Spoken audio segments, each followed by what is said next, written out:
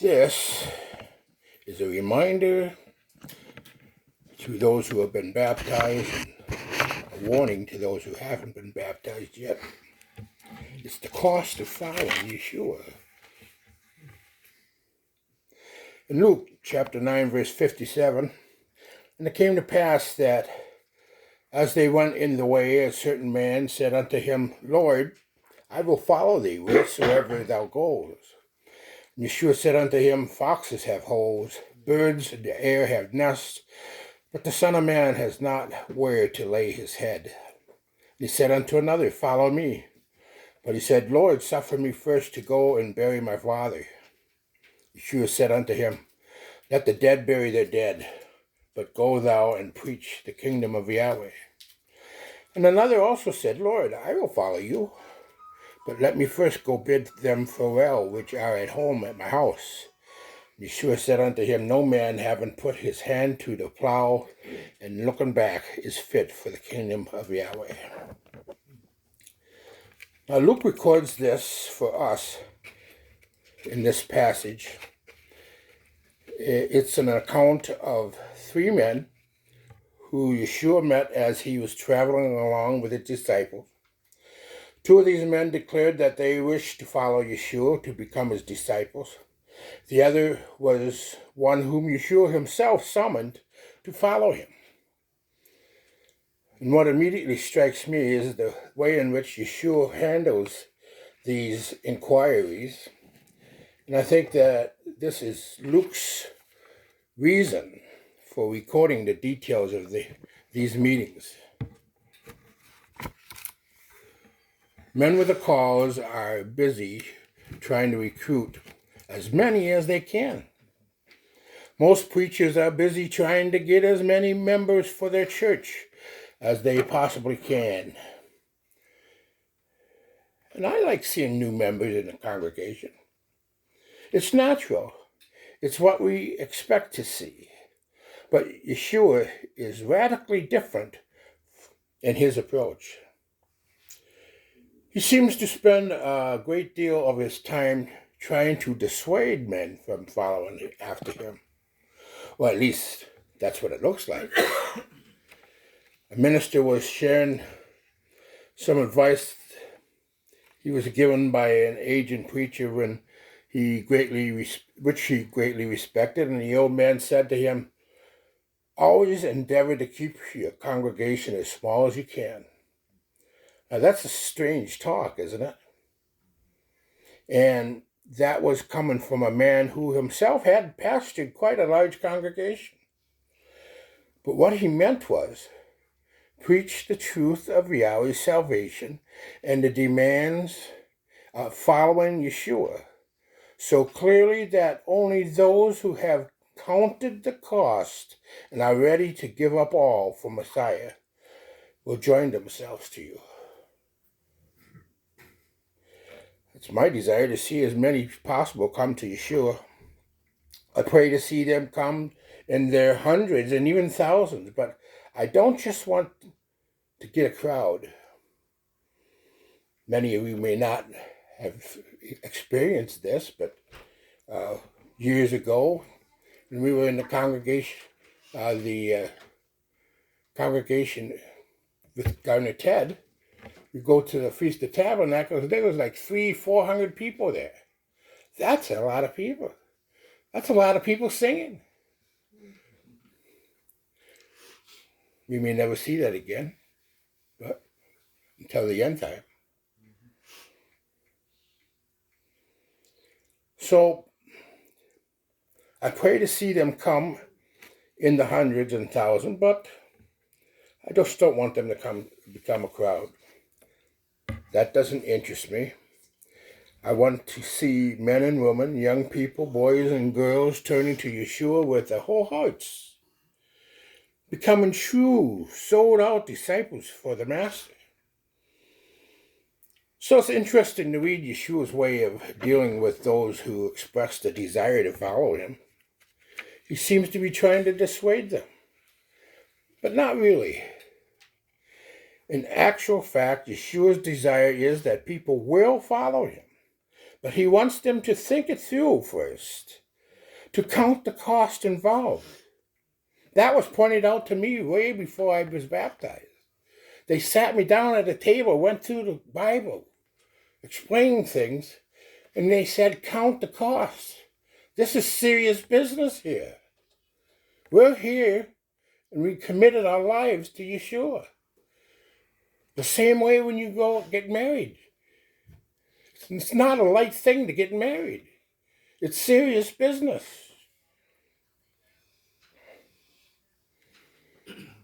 So count the cost that's involved, so that once they do follow him, they will never turn back. Even as he spells it out, what is required in such clear, shocking terms, inside of out, what it's really clear. He is longing for them to accept it. He's rooting for them. But the cost is the cost. It's non-negotiable. And they must be prepared for it. Now, these three men who Yeshua confronted with his demands, consider the cost of following Yeshua. From Yeshua's conversation with him, we learned that the followers of Yeshua has no earthly security. Luke 9, verse 57. And it came to pass that as they went in the way, a certain man said unto him, Lord, I will follow thee wheresoever thou goest. And Yeshua said unto him, Foxes have holes, birds of the air have nests, but the Son of Man has not where to lay his head. It's quite a bold statement, isn't it? I will follow you wherever you go. Can you say that without any idea of where this Yeshua may be headed? What may be involved in the journey? Perhaps you need some more information first. And then if you're still willing to follow, all's well and good. Yeshua replies that to follow him wherever he's going will not be an easy road. He's not the one of these high-flying rabbis who jets from village to village, staying in the best hotels and collecting nice offerings that come to hear him. When Yeshua stepped out of his throne in glory to come to this earth and live and die for us, he left behind that. He had exchanged the wealth for poverty. Out of the ivory palaces into a rude cattle shed. He exchanged rulership for servanthood. He says, Foxes have holes, birds have nests, but the Son of Man has nowhere to lay his head. What an irony. The King of Glory, heir apparent to the throne of the universe, doesn't even have a place to call home. He has no earthly security. He was loaned accommodations by those who loved him. He borrowed a coin to tell a story. He borrowed a donkey to ride into Jerusalem and fulfill prophecy. Why? He was even buried in a borrowed tomb. He was just as well that he didn't need it for too long. He had nothing. He gave up all when he came and stood by us. And those who follow him must be prepared for the same road. No earthly security. Now, I haven't said no security. There is security in following Yeshua, all right, but it's not any earthly security. It's not the security of possessions or money or homes or things. Only the security of Yeshua's faithfulness and a life beyond this one that nothing can take away. Even though believers have nothing to his name in this life, yet he is more secure than the richest, most powerful of men who meet in Davos, telling the poor people how they should be living while they have billions of dollars in the bank. flying around in their jets, but you're not allowed to do that kind of stuff. Now you're allowed to drive a car. But the follower of Yeshua has no earthly security. If you're going to follow Yeshua and walk his road, it may well cost you everything. So count the cost. But remember the words of Yeshua elsewhere. He said, "Whosoever loses his life for my sake shall find it." Then we read of the second man in verses 59 and 60.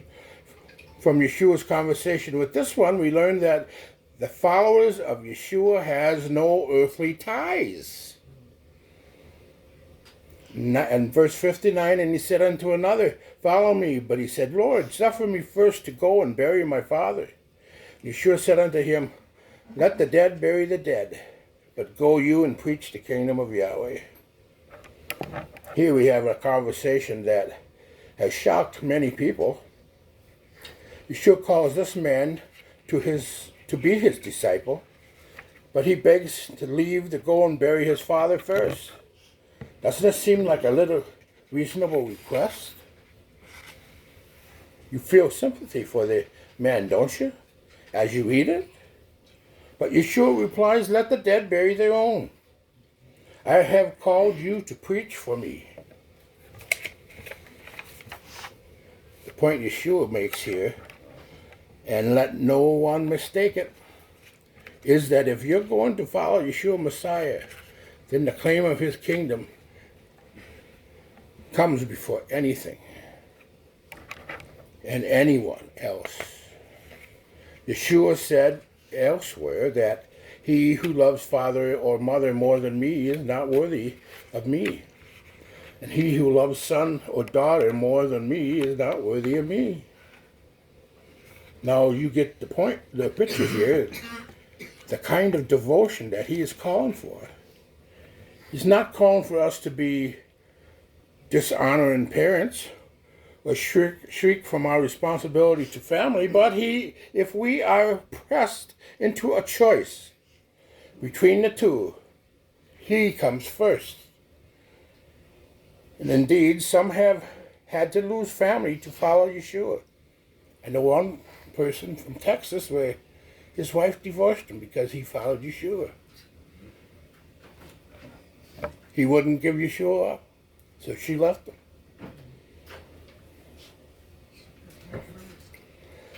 The followers of Yeshua have no ultimate earthly ties. So Yeshua says, leave it behind. And here's a little more light on this conversation, perhaps. When this man says, "Let me first go and bury my father," it might help us to have the insight into the Jewish funeral procedure. Back then, the initial burial took place shortly after a person's death. This man is not locked away in mourning, so we may assume that the burial had already taken place.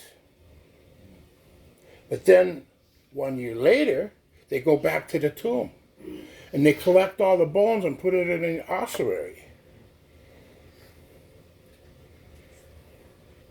The son would return to rebury his bones in a special box, in a slot in the tomb wall. And if that situation here, it seems reasonable to assume that it was, then this man who had been called by Yeshua could be asking for up to a year's delay before following. And Yeshua said, others can take care of that. Others can take care of that. The demands of the kingdom are more urgent. My call cannot wait. The follower of Yeshua has no earthly ties. Yeshua says, leave it all behind. Follow me. I hear young people say, I followed Yeshua later on. I've known people like that too. I've other more important things to attend to right now. My career, my education, my girlfriend, my boyfriend. I got to provide a nest egg for my family first. Wouldn't Yahweh want me to be responsible like that? If Yahweh is calling you to follow him, to commit your life to Yeshua, or to take up ministry for him, or whatever it may be, His call comes first. No excuses must be allowed to hinder you. The follower of Yeshua has no earthly ties. Leave it behind. Finally, we come to the third man in verse 61 and 2. And from Yeshua's conversation with this one, we learn that the follower of Yeshua has no earthly distractions. In Luke 9, verse 61, and another also said, Lord, I will follow you, but let me first go bid them farewell which are at home at my house. Yeshua said unto him, No man having put his hand to the plow and looking back is fit for the kingdom of Yahweh. Again, doesn't this seem like a reasonable request? Would you deny a soldier going to war one last time to bid his loved ones farewell? But again, Yeshua clearly spells out the cost of following him. You already declared you are ready to follow me.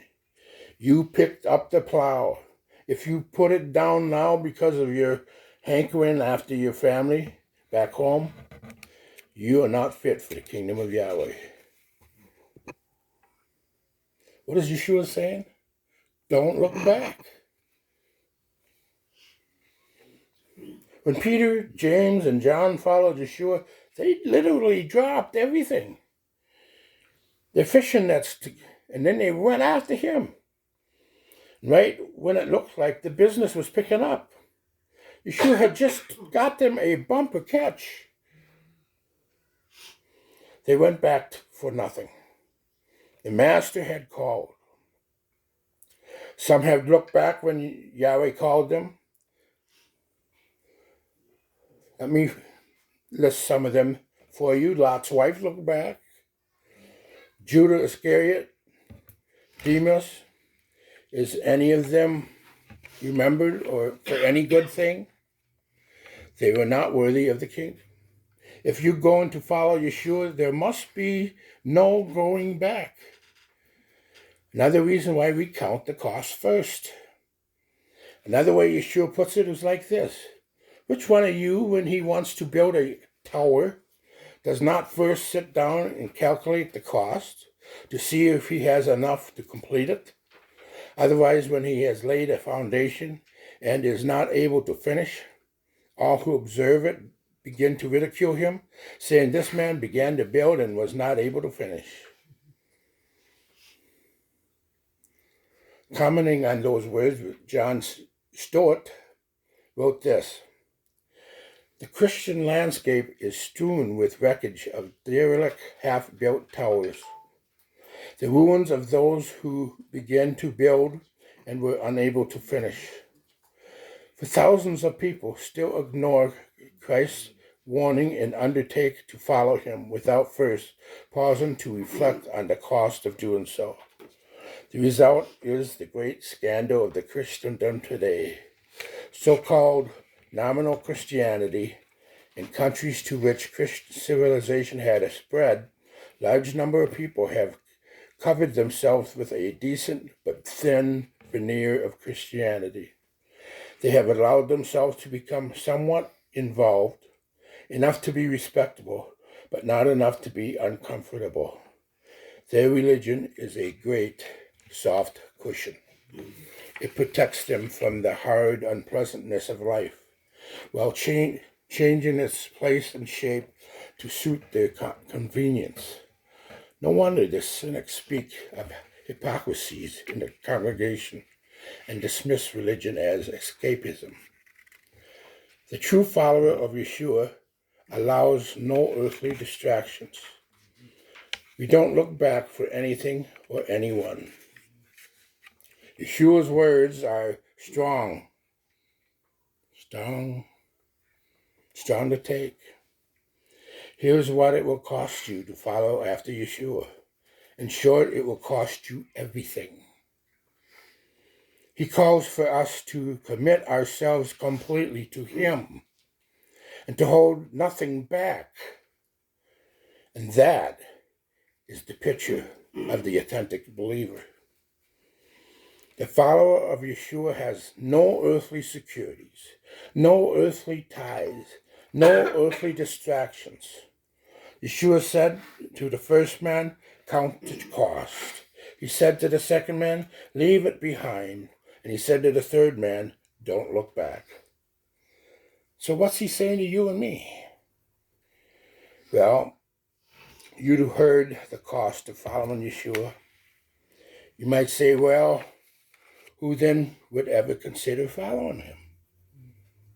Well, perhaps the answer to that should be briefly consider the cost of not following him. Are you going to give up eternal life? Are you going to give up guidance in this life?